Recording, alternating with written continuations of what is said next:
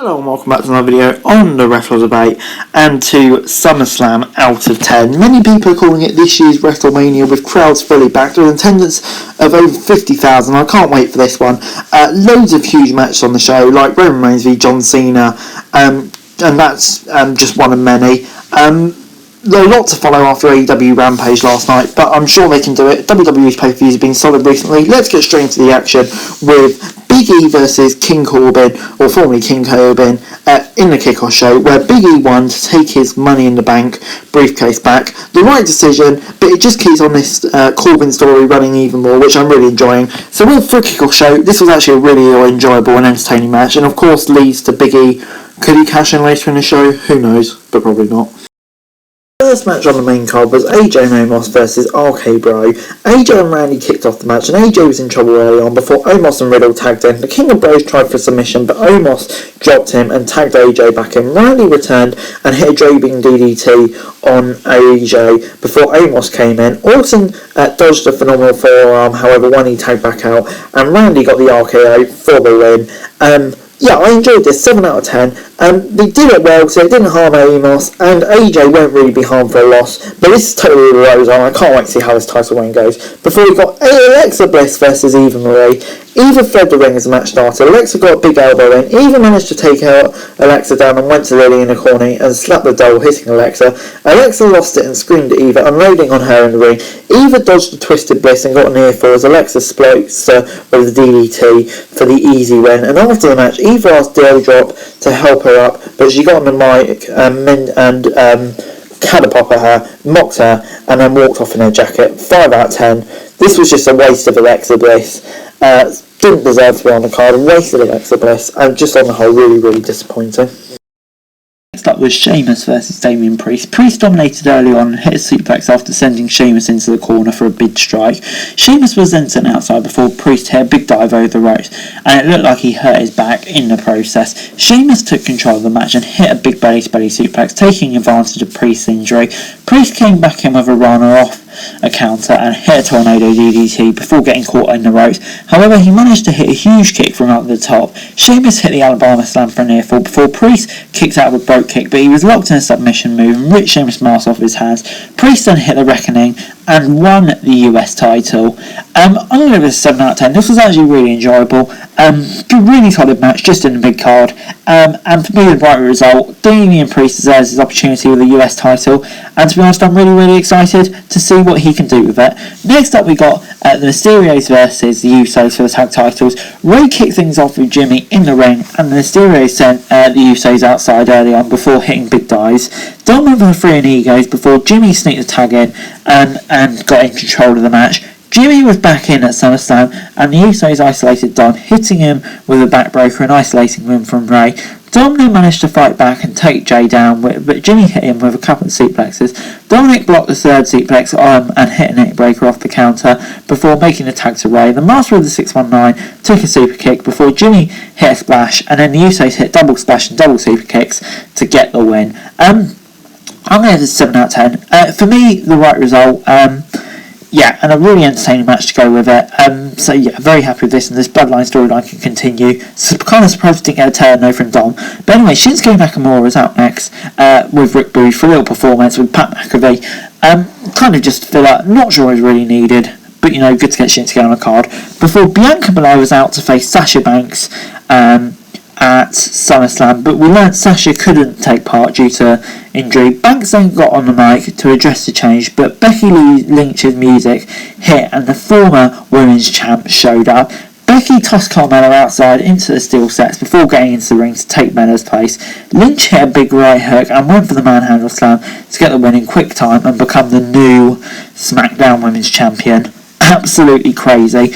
I mean, I know it kind of buries Bianca Belair, but yeah, Becky Lynch is back. Just absolutely insane. Love this so much. And I can't wait to see what she can do with it now. 8 out of 10 from me. Before 2020 Olympic medalist Tamara and Gable Stevenson, obviously there's been a lot of talk about him, came out, which was a nice moment for them. But then we got Drew McIntyre versus Jinder Mahal. Drew unloaded on Jinder from the get-go and went on for the early Claymore, but Jinder fled outside. Jinder then tried to convince Drew that they were friends before attacking the Scotsman. Jinder got some big kicks in before stomping with his knees on the apron. Drew hit a Glasgow kick and some suplexes before going for the Future Shock DDT. Drew went for the Claymore countdown and then hit the move for the relatively easy win.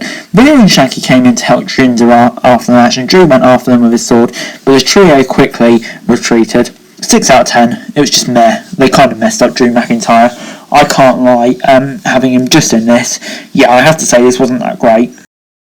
So we got Nikki Ash versus Rhea Ripley versus Charlotte. Nikki tossed Ripley out early on before facing Charlotte in the ring. Rhea came back and Charlotte tossed Nikki into her before hitting a backbreaker on Ripley. Nikki hit a crossbody on Charlotte but took a big slam, being dropped on the top of Rhea. Charlotte went out to the top of a moonsault on both opponents, but Rhea got blocked while Nikki put it away. Ripley then took a big boot, affecting Nikki, before Flair brought Ripley onto the apron and Nikki hit them both with tornado DDTs. Flair had Nikki up in the air, however, when Ripley came back and Flair hit his suplex and they started brawling on the outside. Charlotte countered a double team attempt before Ripley locked in a submission in the ring before Charlotte came in and took a boot. Nikki broke up the move and reversed the Reptile into a DDT. Nikki went up top but missed everyone and Flair got the figure of 8 locked in, making her tap out. Yeah, kind of feared this was coming. The match was okay, but yeah, I'm just Charlotte title reign again. It's just so meh. 5 out of 10. But then we got Edge versus Seth Rollins to light the mood after a few iffy matches, you could say. Edge walked out to the Brood's entrance theme and appeared on a flaming stage before switching to his original scene style. Rollins and Edge started slow with chain wrestling before Seth went back into the ring and was sent out with a more offensive counter. Outside, Edge was sent into the ring post before Rollins sat him down next to the steel sets and bounced his head and neck off the metal. Rollins hit a neck breaker in the ring and it looked like he was not taking any chances with the Hall of Famer. Rollins was punishing Edge and hit him with a sling blade. Edge rolled away from him before he could hit the stop. The Rated-R Superstar came back with a counter and set Rollins onto the top rope, but Seth dropped him for a splash. Edge reversed it and hit a top rope neck breaker himself, however he hurt himself.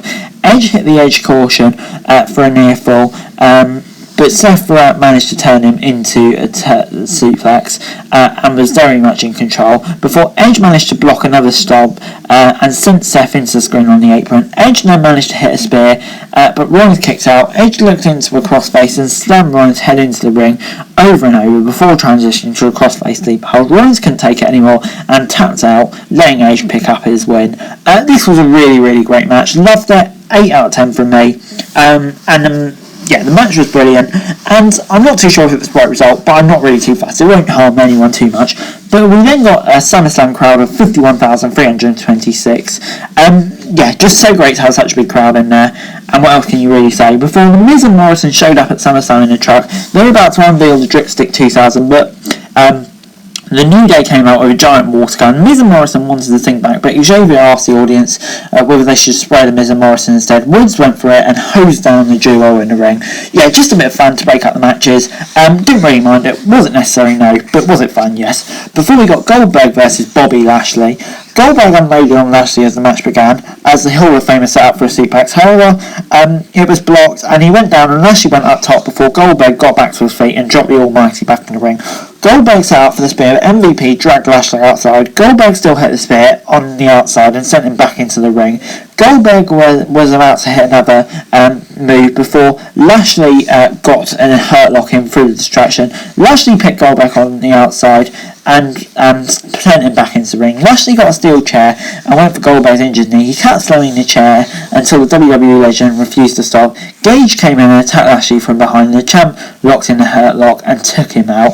MVP got on the mic after the match and says no way Lashley could have attacked him before walking out. Goldberg yelled that he was going to kill Bobby as the champ headed backstage. I'm going to give this 7 out of 10. Yeah, I enjoyed this. It really put Lashley over. And Goldberg is kind of his role now. No major issue with it. It was perfectly fine. It was time for John Cena versus Roman Reigns. Cena and Reigns started off slow with a few roll-ups and stuff like that. The Tribal Chief was keeping Cena down to try and keep him from landing any big moves and sent him into a corner before getting a vertical suplex. Reigns tossed Cena outside of the ring at SummerSlam and into the steel steps before the referee threatened to count them out, but was actually afraid to do it. Cena rolled him in the ring, but Reigns kicked him out again before taking him down. Cena had Reigns up for the AA before Reigns counted it. Cena went for another roll-up before Reigns locked in the super hold. Cena managed to get out of it and did his big roll-up and hit the attitude adjustment, but Reigns kicked out. Reigns fled the ring before hitting a drive-by. Reigns went for the spear, but Cena reversed it into the AA, into an outstretch. Reigns set up the finish, Superman punch and all that, before Cena took yet another Superman punch and a spear for Roman Reigns to defend his title. But that wasn't it. Reigns was celebrating after the match when Brock Lesnar returned to WWE for the first time in 18 months. Reigns was awestruck and just walked out of the ring as SummerSlam ended. 8 out of 10. This was just absolutely brilliant. The match was good. Roman obviously getting the right result here, and Brock Lesnar returning.